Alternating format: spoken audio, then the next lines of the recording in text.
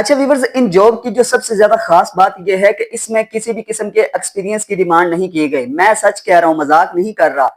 जब भी कोई बैंक ऑफ पंजाब में या फिर किसी और बैंक में कोई भी सीट्स अनाउंस होती है तो सबसे पहले आपके पास जो है ना वो एक्सपीरियंस होना लाजमी होता है। सबसे पहले आपसे एक्सपीरियंस के बारे में पूछा जाता है कि आया आपको पहले जो है ना वो बैंक के रिलेटेड कोई एक्सपीरियंस है या फिर पहले कभी आपने इस जॉब्स के बारे में कोई काम किया है।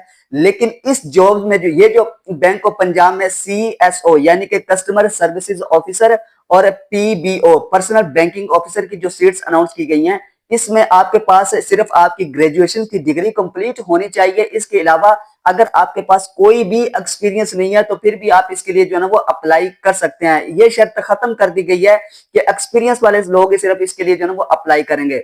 Hello viewers, welcome back to my YouTube channel. Dear viewers, आप देख रहे हैं मेरा channel Asad jobs alert.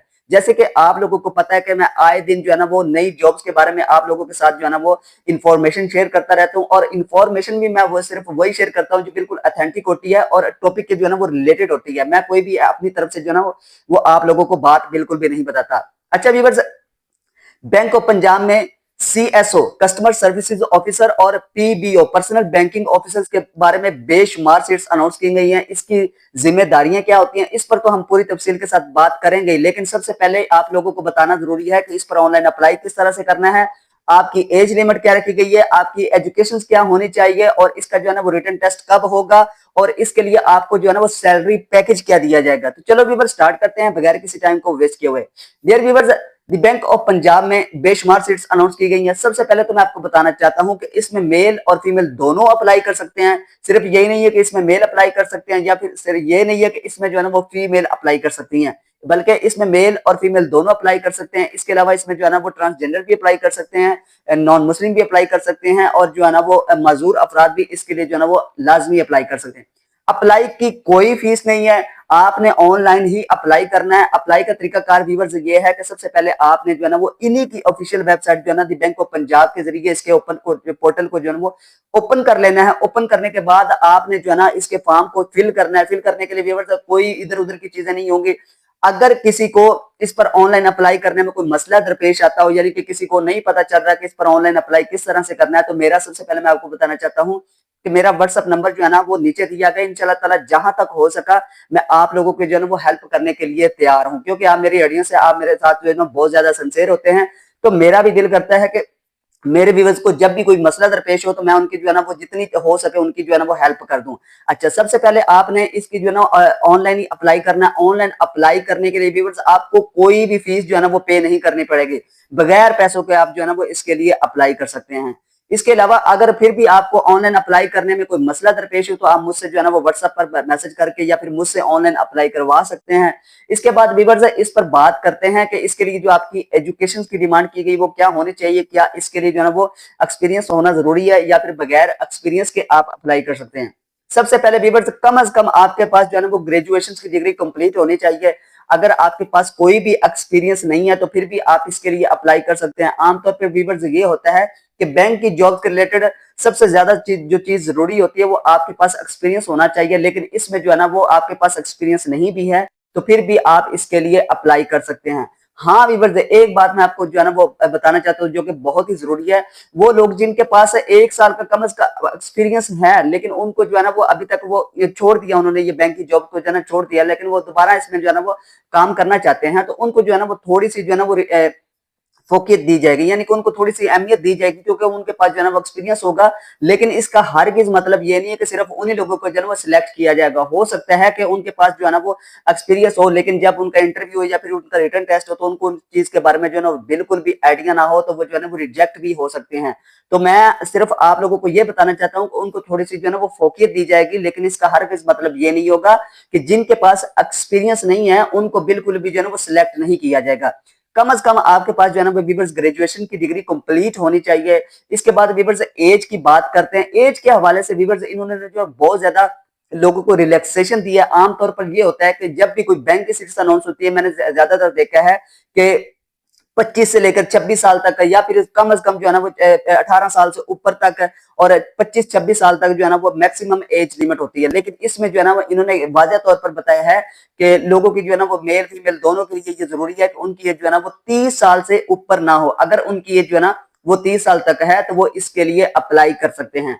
As के बारे में भी बात कर लिया है, इसके लिए एजुकेशन क्या होनी चाहिए इस पर भी पूरी तफसील के साथ बात कर ली है। ऑनलाइन अप्लाई करने का तरीका मैं फिर आपको बताता हूँ कि आपने जो है ना वो बैंक ऑफ पंजाब की ऑफिशियल वेबसाइट को ओपन कर लेना। ओपन करने के बाद व्यूअर्स इसमें दो कैटेगरी की जो सीट्स अनाउंस की गई हैं, एक CSO यानी कि कस्टमर सर्विसेज ऑफिसर और दूसरा जो है ना वो PBO पर्सनल बैंकिंग ऑफिसर की सीट्स हैं। इन दोनों में से आपने जिस पर भी अप्लाई करना है सिर्फ उसी फॉर्म को जो है ना वो ओपन करना है। ये ना हो कि आप जो है ना वो गलत फॉर्म, क्योंकि बहुत ज्यादा सीट्स अनाउंस हुई है लेकिन आपने सिर्फ इन्हीं सीट्स को सिलेक्ट करना है।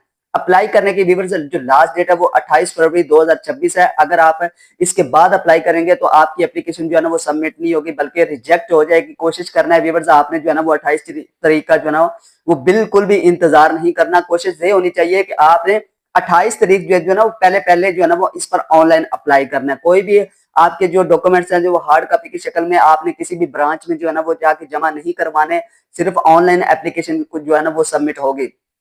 अब व्यूअर्स बात करते हैं इसके इंटरव्यू और इसके रिटन टेस्ट के हवाले से, क्या ये प्रोसीजर कितना होगा। मे भी व्यूअर्स हो सकता है कि इसकी जो 28 फरवरी है मतलब के ईद से पहले या फिर ईद के बाद जो है ना वो इसके इंटरव्यू और रिटन टेस्ट के काम को भी जो है ना वो खत्म किया जा सकता है। सबसे पहले व्यूअर्स आपका जो है ना वो जब एप्लीकेशन सबमिट हो जाएगी आपको जो है ना वो ईमेल रिसीव होना शुरू हो जाएंगी इसके रिटन टेस्ट के लिए। अच्छा व्यूअर्स बहुत सारे ऐसे लोग होते हैं जो बाद में जो है ना वो कमेंट सेक्शन में आकर पूछ रहे होते हैं कि सर हमने इस पर अप्लाई तो किया था लेकिन हमें जो है ना वो कोई भी मेल या फिर इनका जो है इनकी तरफ से कोई भी जो है ना वो मैसेज रिसीव नहीं हुआ, तो क्या हमें हमें क्या करना चाहिए, हमें इंतजार करना चाहिए या इसके लिए जो है ना वो खत्म कर देना चाहिए इस किस्से को। तो मैं आपको बताना चाहता हूँ व्यूअर्स देखें इतनी बड़ी तादाद में सीट्स अनाउंस होती हैं तो वो सिर्फ उन्हीं लोगों को जो है ना वो शॉर्ट लिस्ट करते हैं जिनकी एजुकेशन की जो है ना वो बहुत ज्यादा अच्छी कारकर्दगी होती है। तो वो एक तरतीब के साथ जिन लोगों को जिनको लगता है कि इन लोगों को जो है ना वो शॉर्ट लिस्ट करना चाहिए तो उन्हीं लोगों को जो है ना वो इंटरव्यू के लिए और रिटन टेस्ट के लिए व्यूअर्स वो मैसेज करते हैं, ना कि सिर्फ तमाम लोगों को जो है ना वो इंटरव्यू के लिए और मैसेज जो है ना वो रिटन टेस्ट के लिए बुलाते हैं। अच्छा जिन लोगों को शॉर्ट लिस्ट किया जाएगा सिर्फ उन्हीं लोगों को जो है ना वो इंटरव्यू होगा और उन्हीं लोगों को जो है ना वो रिटन टेस्ट के लिए बुलाया जाएगा। रिटन टेस्ट आपको फिजिकली किसी जगह पर नहीं जाने की जरूरत पड़ेगी। जब इसकी डेट जो बता दी जाएगी आपको बकायदा तौर पर एक मेल भेज दी जाएगी कि फलां तारीख को जो है ना वो इस पोस्ट के लिए आपने अप्लाई किया था और फलां तारीख को जो है ना वो इसका जो है ना वो रिटन टेस्ट होगा। रिटन टेस्ट ऑनलाइन ही होगा, आपने ऑनलाइन लिंक के जरिए ही इसका जो है ना वो रिटन टेस्ट को क्लियर करना है। MCQs बेस्ड पेपर होंगे, इसके अलावा और कोई भी जो है ना वो डिस्क्रिप्टिव आपको कोई भी जो है ना वो मजमून वगैरह लिखने की जरूरत नहीं पड़ेगी। जस्ट एक पेपर होगा, पेपर की आपने अच्छे तरीके से तैयारी कर लेनी है। अगर आपको तैयारी करने में कोई मसला दरपेश है तो आप मुझसे पूछ सकते हैं कि जो बैंक ऑफ पंजाब के लिए जो सीट्स अनाउंस होंगे इसका कंटेंट जो है ना वो कहां से हासिल किया जा सकता है। अच्छा इसके रिटन टेस्ट के बाद व्यूअर्स से एक मुकर्रर तारीख के बाद जो है ना वो आपका जो है ना वो एक इंटरव्यू लिया जाएगा। इंटरव्यू दो किस्म के होंगे, पहला इंटरव्यू जो है ना वो एक शॉर्ट इंटरव्यू होगा, इसके बाद व्यूअर्स जो है ना वो एक लॉन्ग इंटरव्यू होगा। दोनों इंटरव्यू जो है ना वो आपने पास करना जरूरी होता है। जब आप पास कर लेंगे तो उसके बाद आपकी जो है ना वो सिलेक्शन हो जाएगी। इसके बाद व्यूअर्स 28 फरवरी आपने याद रखनी है कि 28 फरवरी 2026 इसकी लास्ट डेट है। ग्रेजुएशन आपकी डिग्री कंप्लीट होनी चाहिए। अच्छा इसके इंटरव्यू के लिए जो है ना वो कोई भी आपको अजाफी पैसे नहीं दिए जाएंगे, यानी कि आपने अपनी जेब से खर्चा करना है। जब आपने इंटरव्यू के लिए जाना है, जब किसी भी ब्रांच में आपको बुलाया जाएगा या किसी भी इनके हेडक्वार्टर में बुलाया जाएगा तो सबसे पहले मैं आपको वाज़ेह तौर पर बताना चाहता हूं कि उसके लिए आपको किसी भी किस्म के जो है ना वो खर्चे वगैरह नहीं दिए जाएंगे, वो आपने अपनी ही जेब से जो है ना वो अफोर्ड करने हैं। इसके बाद व्यूअर्स तकरीबन ये काफी अच्छे स्केल की जॉब्स हैं, तो इसके लिए जो है ना वो मैक्सिमम सैलरी और मिनिमम सैलरी की बात करें जो यानी कि सैलरी स्टार्ट हो रही है वो तकरीबन 40,000 से प्लस हो रही है। यानी कि मेरे ख्याल से अगर देखा जाए तो 50,000 जो है ना वो इसकी सैलरी स्टार्ट हो रही है यहाँ से।